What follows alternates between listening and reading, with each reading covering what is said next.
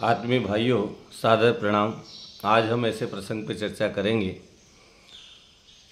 मनुष्य के शरीर बल, मानसिक बल, आत्मिक बल, ब्रह्म बल को प्राप्त करने वाला जीवन क्रम अपनाएं, ऐसा हमारे संकल्प पाठ में भी आता है। परम पूज्य गुरुदेव युग ऋषि पावन प्रज्ञा पुराण के भाग 1 में एक कहानी लिखते हैं। कार्तवीर्य नाम के एक राजा विंध्य प्रदेश को जीतकर अपनी सेना सहित और मित्र राजाओं सहित जब वापस लौट रहे थे, उनका पहला पड़ाव नर्मदा तट पर महर्षि जमदग्नि के आश्रम पर रहा। जमदग्नि ने उनका आवभगत की सत्कार किया। राजा विजय के मद में चूर था और अहंकार से ग्रसित था।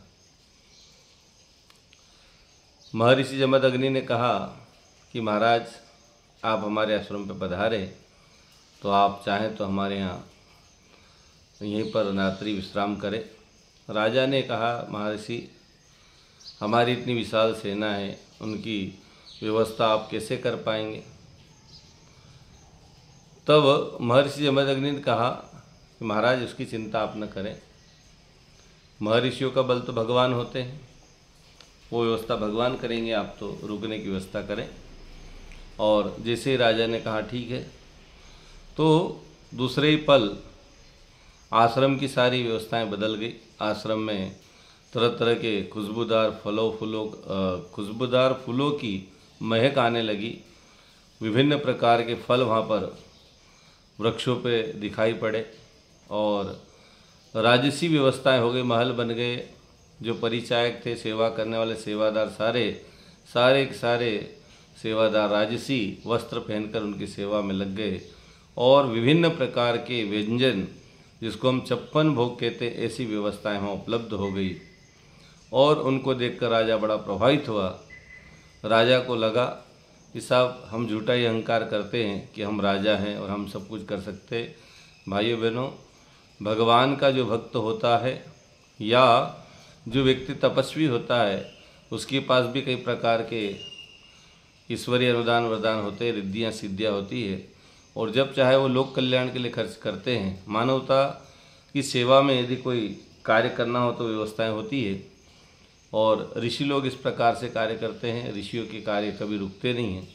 परम पूज्य गुरुदेव ने भी एक बार जब यज्ञ किया था 1958 में, तो उस समय घी की कमी पड़ी थी या समय पे घी नहीं पहुंच पाया था। तो गुरुदेव को जाकर कहा किसी ने कि साहब, घी उपलब्ध नहीं है, घी की कमी है। तो गुरुदेव ने कहा, भैया आप यमुना जी पहले चले जाइए, यमुना जी से जल भर कर डब्बों में ले आइए और उसी से काम चलाइए। और कहते हैं यमुना से उस समय डब्बे लाए गए थे पानी के भर के, और वही पानी घी के रूप में कार्य कर गया था। तो आध्यात्मिक शक्तियाँ अपनी जगह होती है, उनका महत्व अपना होता है। व्यक्ति उसको किस प्रकार से लाभान्वित होता है, लाभ लेता है। जब ये सारी सुविधाएं, सारी व्यवस्थाएं उन्होंने देखी, तो कार्तवीर नाम के उस राजा ने महर्षि की ब्राह्मी शक्ति को नमन किया। कल तक जो सेना राजा की जय जयकार कर रही थी, आज उस ऋषि की जय जयकार कर रही थी कि साहब देखो, जरा से आश्रम पर इतनी सुविधाएं, इतनी व्यवस्थाएं हमारे लिए की गई। स्वयं महाराज ने भी कहा, भगवान, आज क्षत्रिय बल ब्रह्म बल के सम्मुख हार मानता है और श्रद्धावश शीश झुकाता है। निश्चित ही व्यक्ति की जो शक्ति है वह आध्यात्मिक शक्ति होती है और आखिरी में अध्यात्म की शरण में सबको जाना पड़ता है। आज हम कई बीमार होते हैं, इलाज भी कराते हैं, डॉक्टर आखिरी में एक ही बात बोलता है कि दवा हमने कर दी है, अब आप प्रार्थना करें, ईश्वर ही इनको बचा सकता है, आध्यात्मिक शक्ति इनको बचा सकती है। भाइयों बहनों, हम यदि जीवन में धर्म से जुड़े हैं तो धर्म व्यक्ति को आने वाली कठिनाइयों से बचाता भी है। कठिनाइयाँ आ भी जाए तो उन कठिनाइयों से जूझने का, दो हाथ करने का उसके अंदर संबल प्रदान करता है। अध्यात्म की शक्ति अपने आप में बड़ी विचित्र और महत्वपूर्ण होती है। हम अध्यात्म से जुड़े, धर्म से जुड़े और इस मानव जीवन को जो है श्रेष्ठ और शुभ बनाने का प्रयास करें।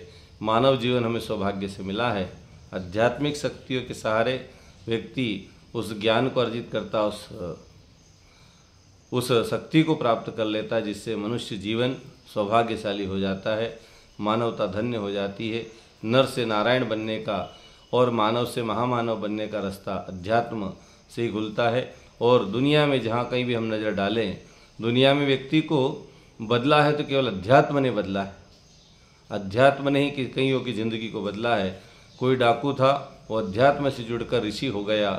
कोई शराबी था, शराब छोड़कर वो देशभक्त होते हुए आध्यात्मिक शक्तियों का जो है परिवज्जा करने लग गया। कारण एक ही है, अध्यात्म वो ताकत है जो मानव जीवन को बदलने की सामर्थ्य और शक्ति रखती है। इसलिए हम सभी अध्यात्म से जुड़ें, धर्म से जुड़ें। धर्म हमारा एक ही है जिसका नाम है सनातन, जो किसी समय भी जिसका अंत नहीं होता, वो सनातन है।